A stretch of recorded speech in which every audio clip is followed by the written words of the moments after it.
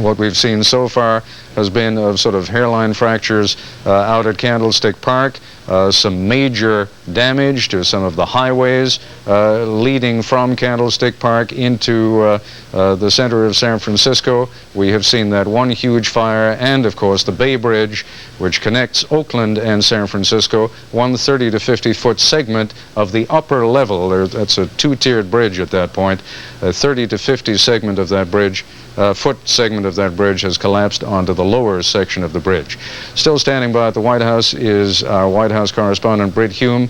Brit, any late word on what the federal government is doing? Yeah, well, Ted, the latest information the White House has, and of course this is the worrisome thing, is that the greatest damage is in the Santa Cruz area. And of course that links with the information you got in that telephone report and suggests that in the areas to the south from which so little information has come is where the greatest trouble is. A couple of other things. Governor Sununu has apparently reached California Lieutenant Governor Leo McCarthy, and as a consequence of that phone call, Governor Sununu, has authorized an Air Force plane to fly California Governor George Deukmejian back to the United States from Frankfurt, which is either where Governor Deukmejian is at the moment or the nearest place from which he can fly, so he will soon presumably be bound back to the United States.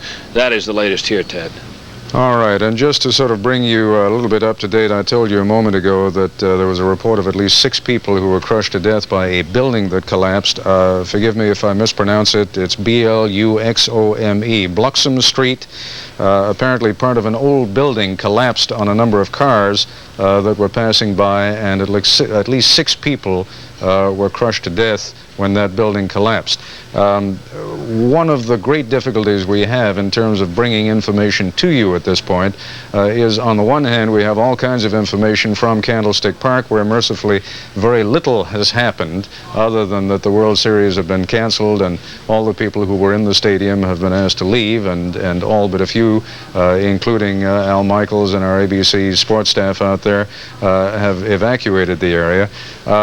We know what's happening there. We can show you, by virtue of the Goodyear blimp and our camera on board that blimp, some aerial shots of San Francisco, but it is night there now, and what you can see, we're looking at it, are what appear to be rows of lights, but those, I hasten to remind you, are rows of cars, most of them stalled in traffic, and those are the automobile headlights that you're looking at there. For the most part,